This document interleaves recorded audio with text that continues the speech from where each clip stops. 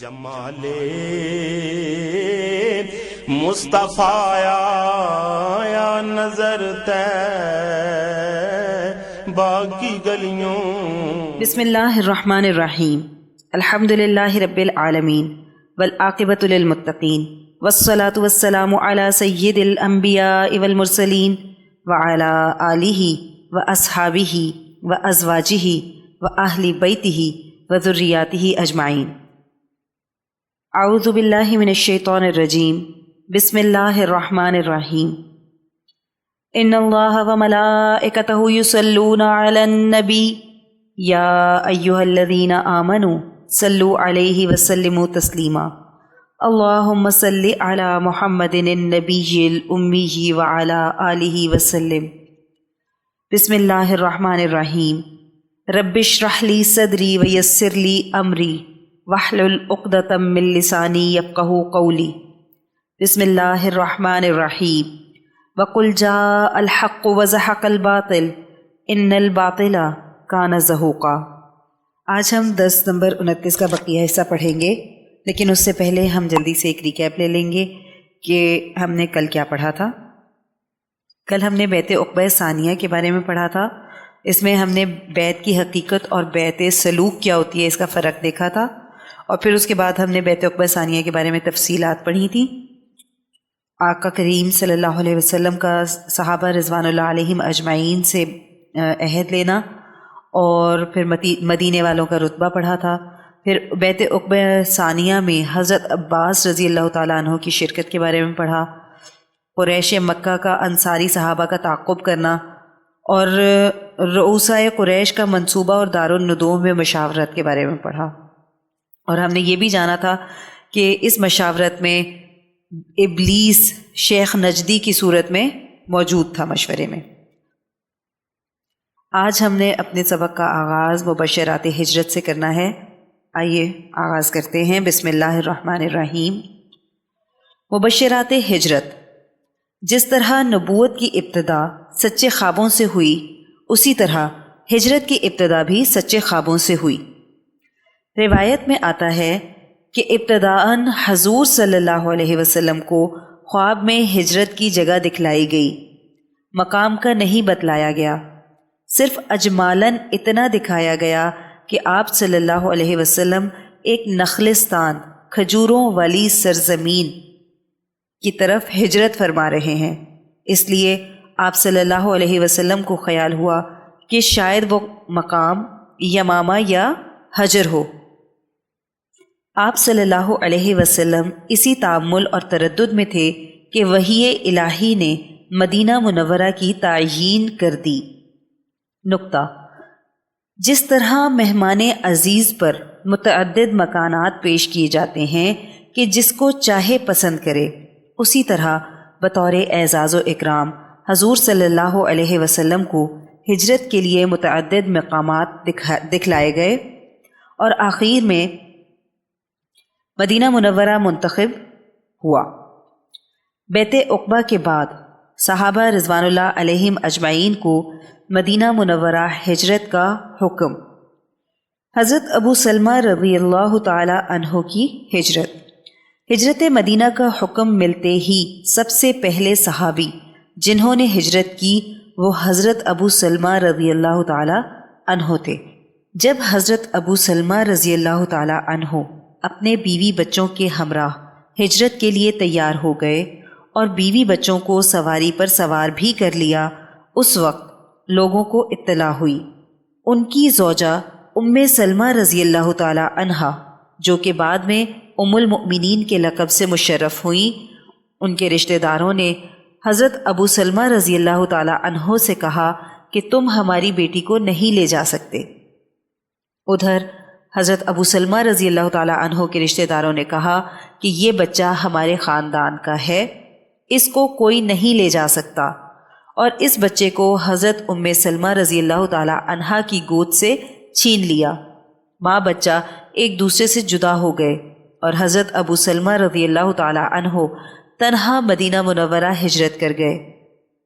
حضرت ام سلمہ رضی اللہ تعالی عنہا فرماتی ہیں کہ میں روز صبح ابطح کے مقام پر جا کر بیٹھ جاتی اور شام تک روتی رہتی۔ اس طرح 1 سال گزر گیا تو میرے رشتہ داروں کو مجھ پر رحم آیا اور مجھے مدینہ منورہ جانے کی اجازت دے دی، اور میرے سسرال والوں نے بھی میرا بچہ واپس کر دیا۔ میں اونٹ پر سوار ہو کر مقام تنعیم میں پہنچی تو عثمان بن طلحہ ملے۔ انہوں نے پوچھا کہاں کا ارادہ ہے؟ میں نے کہا شوہر کے پاس مدینہ جا رہی ہوں۔ پھر پوچھا کہ تمہارے ساتھ کوئی نہیں؟ میں نے کہا کہ بس میرے ساتھ میرا اللہ اور یہ بچہ ہے۔ عثمان بن طلحہ کو رحم آ گیا اور انہوں نے میرے اونٹ کی مہار پکڑی اور مدینہ شریف پہنچا دیا۔ فرماتی ہیں کہ میں نے عثمان بن طلحہ سے زیادہ کسی کو سفر میں حیادار اور شریف نہ پایا۔ نیکسٹ ہیڈنگ ہے حضرت عمر رضی اللہ تعالی عنہ کا اعلانیہ ہجرت کرنا۔ سارے صحابہ کرام رضوان اللہ علیہم اجمعین چھپ چھپ کر مدینہ کی طرف ہجرت کے لیے روانہ ہو گئے، مگر حضرت عمر رضی اللہ تعالی عنہ نے اعلانیہ ہجرت کی۔ قریش کے کچھ لوگ آئے اور کہنے لگے کہ عمر رضی اللہ تعالی عنہ کہاں جا رہے ہو؟ فرمایا کہ میں تو مدینہ شریف جا رہا ہوں۔ انہوں نے بلا خوف و خطر بیت اللہ کا طواف کیا اور کہنے لگے کہ میں تمہارا مسجد تنعیم کے باہر انتظار کروں گا کہ آؤ میرے مقابلے میں، اگر کسی کو اپنے بچے یتیم کروانے ہوں یا اپنی بیویوں کو بیوہ کروانا ہو۔ کافروں نے کہا کہ چھوڑو، اس کا کیا مقابلہ کرنا، ویسے بھی پوری دنیا میں ہماری ذلت ہو رہی ہے کہ مکے سے لوگ نکل کر یثرب جا رہے ہیں، یہ بندہ ہمیں چیلنج کر کے گیا ہے، آخر لگتا ہے اس کو بھی کوئی طاقت حاصل ہے، وہ اکیلا کیسے لڑ سکتا ہے؟ معلوم ہوتا ہے اس کے ساتھ کچھ لوگ ہوں گے جو آخر وقت میں ظاہر ہوں گے۔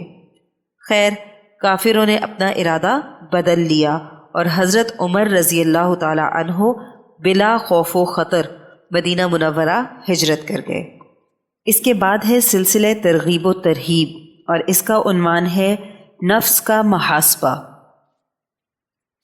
قصیدہ بردہ شریف کا شعر: لم تقترن بزمان وہی تخبرنا عن المعادی وعن عاد وعن ارام۔ ترجمہ ہے، وہ آیات کسی خاص زمانے سے متعلق نہیں ہیں، بلکہ وہ تو ہمیں آخرت کی خبر دیتی ہیں اور گزری ہوئی قوم عاد اور ارم کے احوال بھی بتاتی ہیں۔ یہ ان قوموں کا ذکر ہے جنہوں نے اپنے نفس کا کہا مانا اور دنیا میں اپنے نفس کا محاسبہ نہیں کیا، حب دنیا میں ہلاک ہوئے۔ سورہ حشر کی آیت نمبر 18 میں اللہ پاک فرماتے ہیں، یا ایھا الذین آمنوا اتقوا اللہ ولتنظر نفس ما قدمت لغد۔ اے ایمان والو، اللہ سبحانہ و تعالی سے ڈرو، ہر شخص کو چاہیے کہ وہ دیکھے کہ اس نے کل یعنی قیامت کے لیے آگے کیا بھیجا ہے۔ قال رسول اللہ صلی اللہ علیہ وسلم حاسبوا قبل ان تحاسبوا۔ فرمایا رسول اللہ صلی اللہ علیہ وسلم نے کہ محاسبہ کرو قبل اس کے کہ تمہارا محاسبہ کیا جائے۔ اصلاح قلب سے روکنے والی چیز، اصلاح قلب سے روکنے والی چیز حب دنیا ہے۔ حب دنیا اللہ کی یاد سے غفلت پیدا کرتی ہے اور موت، محشر اور قیامت کو یاد نہیں آنے دیتی۔ اگر روزانہ صبح چند منٹ بیٹھ کر اپنے نفس کا حساب لیں تو اس سے بہت نفع ہوگا۔ نفس سے کس طرح مخاطب ہوں؟ اے نفس، آج کا دن جو ملا ہے یہ اللہ سبحانہ و تعالی کی طرف سے مہلت ہے۔ اگر اس مہلت کو تو نے غنیمت سمجھا اور آج کا کام کل پر نہ رکھا تو آج کی تجارت کا تجھ کو منافع مل گیا اور پھر تجھے حسرت نہ ہوگی، اور اگر تو کل بھی زندہ رہے تو اسی طرح خیال رکھ۔ خدا کی معافی سے دھوکہ نہ کھا۔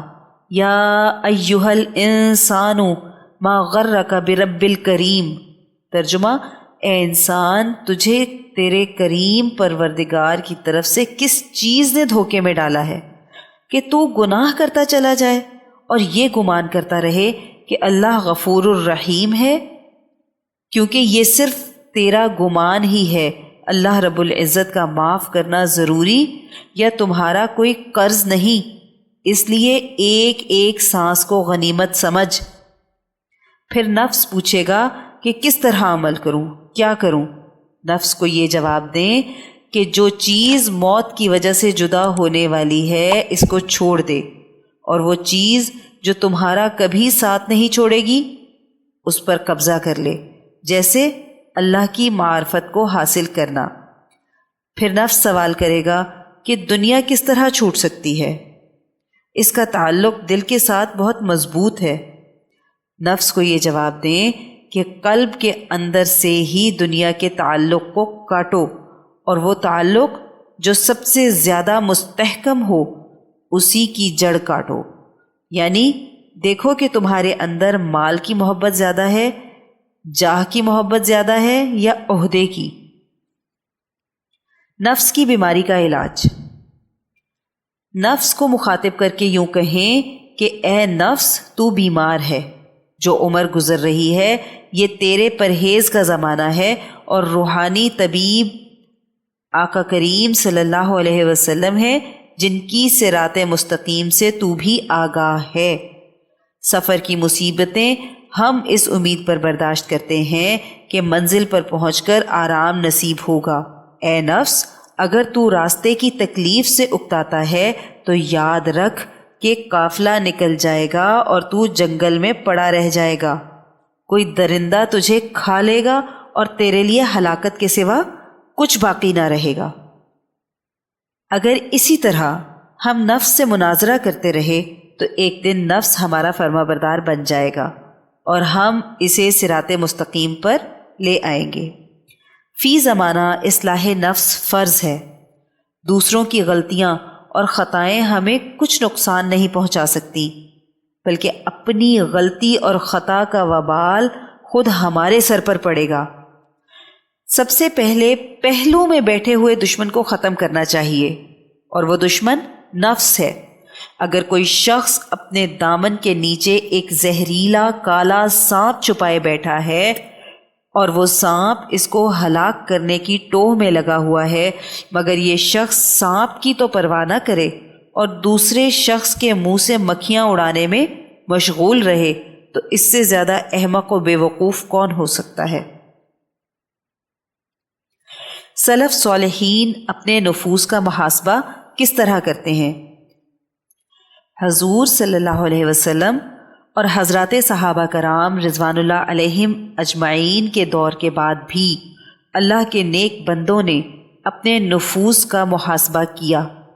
حضرت حسن رحمۃ اللہ علیہ کا فرمان ہے اس آیت کی تفسیر میں، وَلَا أُقْسِمُ بِالنَّفْسِ اللَّوَّامَةِ، اور میں قسم کھاتا ہوں نفس کی جو خبردار کرتا ہے، کہ مومن ہمیشہ اپنے نفس پر عتاب کرتا رہتا ہے کہ میرا ارادہ اس کلمے سے کیا تھا، اور مقصود اس کھانے سے کیا تھا، اور اس پینے سے کیا مطلب تھا۔ مومن اپنے نفس پر نازم ہوتا ہے، اللہ تعالیٰ اس سے حساب لیتا ہے، اور ان لوگوں پر حساب ہلکا ہوگا جنہوں نے دنیا میں اپنے نفوس کا حساب کیا، اور قیامت میں ان لوگوں کا حساب سخت ہوگا جنہوں نے نفس کا محاسبہ نہ کیا۔ حضرت عبداللہ بن سلام رضی اللہ تعالی عنہ نے ایک مرتبہ لکڑیوں کا بوجھ اٹھایا۔ ان سے کسی نے عرض کیا کہ آپ کے ہاں غلام تو تھے، وہ بوجھ اٹھا لیتے۔ آپ رضی اللہ تعالی عنہ نے فرمایا کہ میں اپنے نفس کا امتحان لینا چاہتا ہوں کہ اس کام کو تو برا تو نہیں سمجھتا۔ حضرت احنف بن قیس رحمۃ اللہ علیہ کے ایک مرید کا بیان ہے کہ میں اپنے پیر کے ساتھ رہا کرتا تھا۔ آپ کا دستور تھا کہ رات کو نماز کی جگہ اکثر دعا مانگا کرتے اور چراغ کے پاس جا کر اس کے شعلے میں انگلی رکھتے۔ جب انگلی کو حرارت معلوم ہوتی تو اپنے نفس سے کہتے کہ اے احنف، فلاں روز تجھے کیا ہوا تھا کہ وہ کام کیا تھا اور کس وجہ سے کیا تھا۔ حضرت حسان بن سنان رحمۃ اللہ علیہ ایک دریچے کے قریب سے گزرے اور کہا کہ یہ کب بنے گا، اور پھر اپنے نفس کی طرف متوجہ ہوئے اور کہا کہ بے فائدہ سوال کیوں کیا؟ تیری سزا یہ ہے کہ 1 سال کے روزے رکھنے ہوں گے۔ انہوں نے پھر 1 سال کے روزے رکھے۔ حضرت مالک رحمۃ اللہ علیہ سے مروی ہے کہ ایک بزرگ حضرت رباح کیسی رحمۃ اللہ علیہ نامی میرے والد سے ملنے کے لیے عصر کے بعد آئے۔ ہم نے کہا کہ وہ سوئے ہوئے ہیں۔ انہوں نے کہا کہ اس وقت سوتے ہیں؟ یہ وقت سونے کا ہے؟ پھر چلے گئے۔ ہم نے ان کے پیچھے ایک آدمی بھیجا کہ اگر آپ کہیں تو ان کو جگا دیتے ہیں۔ وہ آدمی حضرت رباح کیسی رحمۃ اللہ علیہ کے پاس گیا اور اس نے دیکھا کہ وہ بزرگ یعنی رباح کیسی رحمۃ اللہ علیہ تو ایک ہی دھن میں ہے۔ میری بات سمجھنے کی ان کو فرصت ہی نہ تھی۔ میں نے دیکھا کہ وہ قبرستان کی طرف گئے اور اپنے آپ کو عتاب کیا اور کہنے لگے کہ تو نے کیا کیا؟ یہ کیا کہا کہ یہ سونے کا وقت ہے؟ کیا تیرے لیے یہ کہنا واجب تھا؟ آدمی جب چاہے سوئے، تو کون ہے اور تو کیا جانے کہ یہ سونے کا وقت ہے یا نہیں؟ تو نے ایسی بات کیوں کہی جو تو جانتا نہیں تھا؟ اب خبردار رہ کہ اللہ سبحانہ و تعالی سے پکا عہد کرتا ہوں اور اس کو کبھی نہیں توڑوں گا کہ تجھ کو سونے کے لیے 1 سال تک زمین پر کمر نہ لگاؤں گا، بشرط یہ کہ کوئی مرض لاحق نہ ہو جائے اور عقل فطور میں مبتلا نہ ہو جائے۔ اے بے حیا، کب تک تو دوسروں کو جھڑک دے گا اور اب بھی گمراہی سے باز نہیں آئے گا؟ یہ کہتے جاتے اور روتے جاتے، اور انہیں اس بات کی خبر نہ تھی کہ میں وہاں ہوں۔ جب میں نے یہ حال دیکھا تو انہیں اسی کیفیت میں چھوڑ کر واپس آ گیا۔ یہاں ہمارا درس نمبر 29 مکمل ہو گیا۔ آئیے دعا کر لیتے ہیں۔ اللہم صلی علی محمد النبی الامی وعلی آلہ وسلم۔ اے اللہ، ہماری اس کاوش کو قبول فرمائیں اور اس کو ہماری بخشش کا ذریعہ بنا دیں۔ اس کو قیامت تک امت کے لیے ہدایت اور عشق نبی صلی اللہ علیہ وسلم کا ذریعہ بنا دیں۔ اے اللہ، جو کچھ پڑھا سنا اس کا ثواب نبی کریم صلی اللہ علیہ وسلم کو تحفتاً، ہدیتاً، نذرانتاً، محبتاً، عقیدتاً پیش کرتے ہیں، قبول و منظور فرما لیں۔ الہی، نبی کریم صلی اللہ علیہ وسلم کی برکت سے اس کا ثواب تمام انبیاء کرام، خلفائے راشدین، امہات المؤمنین، اہل بیت اطہار، صحابہ کرام، صحابیات، بزرگان دین، اولیاء اللہ، شہداء، صدیقین، صالحین، مومنین، مومنات، مسلمین، مسلمات کو پیش کرتے ہیں، قبول و منظور فرما۔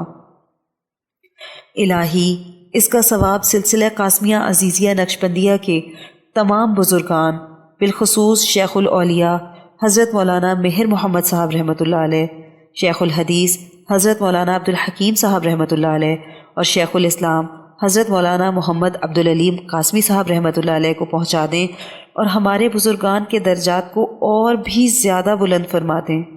اے اللہ، ہمارے مرشد گرامی حضرت شیخ عزیز القاسمی حکیمی مہروی نقشبندی مجددی دامت برکاتہم العالیہ پر اپنا خاص فضل اور خانقاہ اور مدرسے پر اپنا خصوصی کرم فرما دیں اور انہیں امت کے لیے ہدایت و شفا کا ذریعہ بنا دیں۔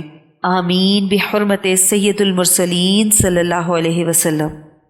سبحان ربک رب العزت عما یصفون وسلام علی المرسلین والحمد للہ رب العالمین۔ جدھر دیکھی اسی ماہ مبیں کی چاندنی دے